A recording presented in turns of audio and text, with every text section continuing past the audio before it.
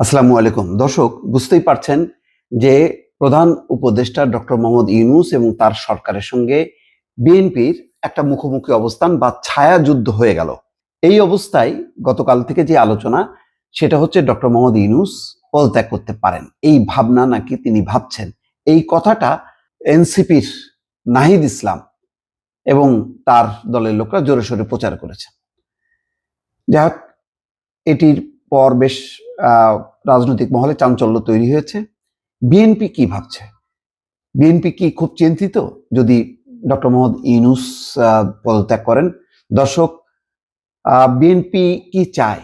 Doctor Mohammad ইউনূসকে পদত্যাগ চায় নাকি চায় না, তা নিয়ে আলোচনা করব। ডক্টর মোহাম্মদ ইউনূসকে পদত্যাগ চায় নাকি চায় না, তা নিয়ে আলোচনা করব। কমিটির সদস্য তিনি বলছেন ডক্টর ইউনূস পদত্যাগ করলে বিকল্প খুঁজে নেবে জাতি। তার মানে তিনি বলছেন, এবং জয়নাল আবেদিন ফারুকও দেখলাম কথা বলছেন, যে তারা পদত্যাগ চায় না, তারা দাবি আদায় চায়। দাবিটা কি? নির্বাচনী রোডম্যাপ ঘোষণা, এবং বিতর্কিত 4-5 মাস থেকে বারবার বলে আসছে যে রোডম্যাপ। সর্বশেষ জটিলতা দাঁড়ালো ইশরাক হোসেনের মেয়র হিসাবে শপথ না নেওয়াকে কেন্দ্র করে। এতে বিএনপি বুঝতে পারলো যে এই সরকার একেবারে দলীয় সরকারের মতন আচরণ করছে।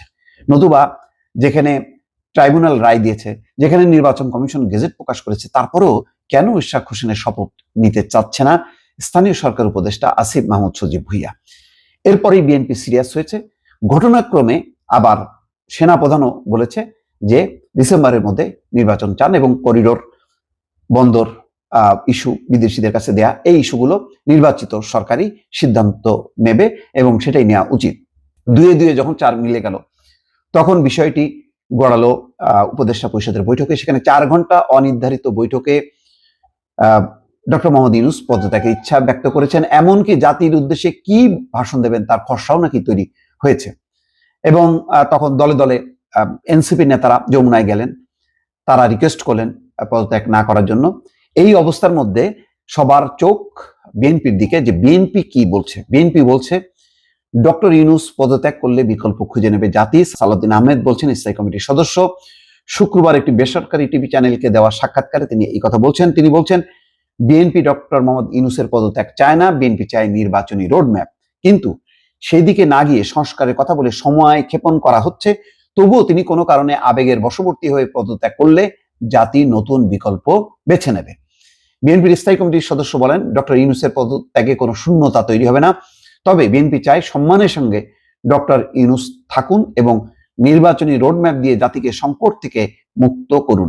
নির্বাচনী রোডম্যাপই বর্তমান সংকটের একমাত্র সংকট সমাধানের একমাত্র পথ। সংস্কার 1.5 থেকে 2 মাসের মধ্যে করা সম্ভব বলেও উল্লেখ করেন সালাউদ্দিন আহমেদ। বলছেন সংস্কার, বিচার এবং নির্বাচন একসঙ্গে চলতে পারে। নির্বাচন আয়োজনে দৃশ্যমান কোনো অগ্রগতি হয়নি, বরং ওনারা দীর্ঘায়িত করার চেষ্টা করছেন। সালাউদ্দিন আহমেদ আরো বলছেন, বিএনপি সোমবার থেকে প্রধান উপদেষ্টার সাক্ষাতের চেষ্টা করেও পায়নি। সরকারের ভেতরে আওয়ামী লীগের দোসর এবং উচ্চাভিলাষী কেউ কেউ বিএনপিকে প্রতিপক্ষ ভাবে দেখেন। সালাউদ্দিন আহমেদ বলছেন যে সোমবার থেকে চেষ্টা করে সাক্ষাৎ পায়নি, কিন্তু এনসিপির কিন্তু সমস্যা হয়নি। এনসিপি শুধু নাহিদ ইসলাম না, পাটোয়ারি নামে এক নেতা, তিনিও গেছেন, হয়তো আরো কোনো নেতা গেছেন। তো যেখানে ডক্টর ইউনূস বা যমুনার দ্বার এনসিপি নেতাদের জন্য উন্মুক্ত থাকে, সেখানে বিএনপির নেতাদের জন্য কেন সেটা অবরুদ্ধ থাকে, সেটা একটা প্রশ্ন এবং নতুন সন্দেহ সৃষ্টি করে, প্রশ্ন তৈরি করে, এবং এই কারণেই কিন্তু একটা সন্দেহ অবিশ্বাস তৈরি হয়েছে। দর্শক, ভালো থাকবেন। আল্লাহ হাফেজ।